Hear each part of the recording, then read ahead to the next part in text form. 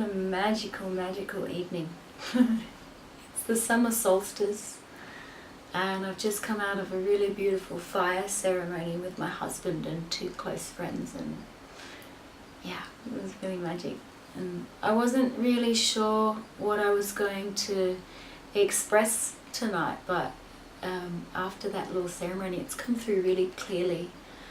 And what's coming through is to share 2 specific things with you, and I want to keep it as brief as possible. I don't want to drag it on. So the first one is with respects to ceremony.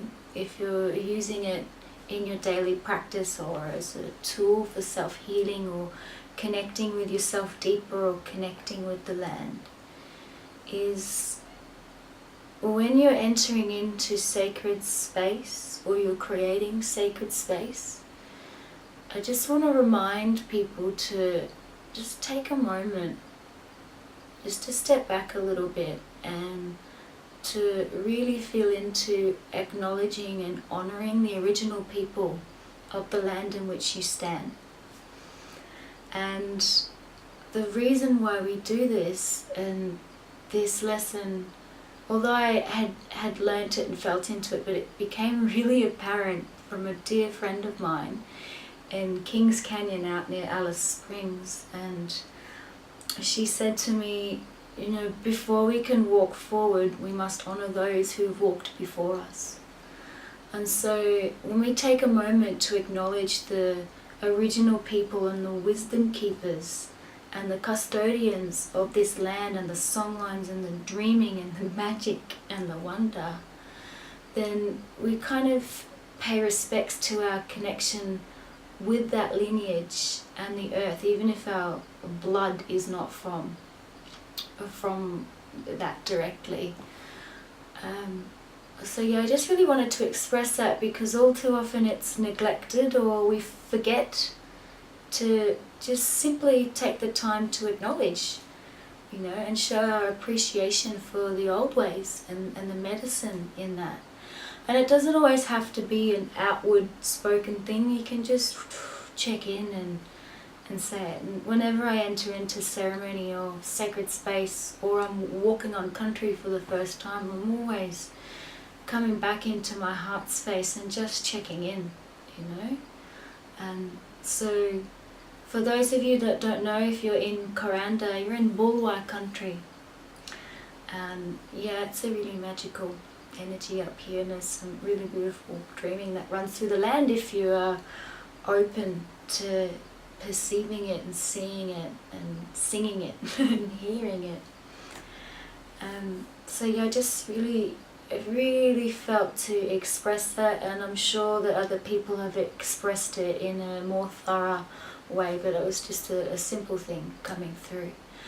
And the other thing that I wanted to express was just using the power of prayer when you come into a ceremony and you sit with other people and your friends or your loved ones, and you all share the same intention. It amplifies energetically, and there's so much healing that we can do as a collective when we choose to collaborate.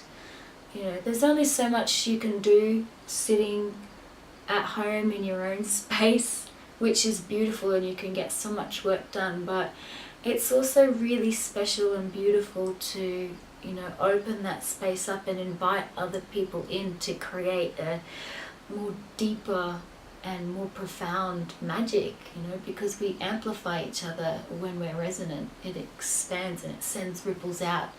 And sometimes when we're working with prayer, we don't actually know where those ripples go. So yeah, it's really important to just check in and make sure that you're operating from the most pure intentions and a really beautiful heart space. And when you're working in the collective, that you're really cultivating the energy in that group space and weaving it in such a way that is only going to create beauty and abundance and magic in the world. So yeah, just a really simple one tonight.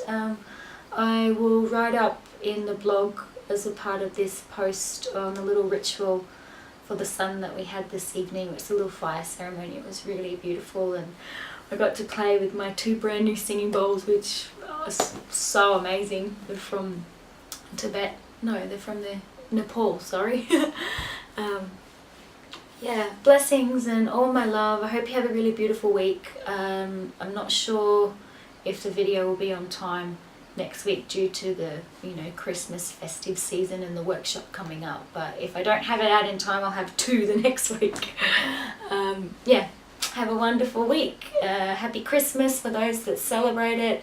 Happy solstice. Happy.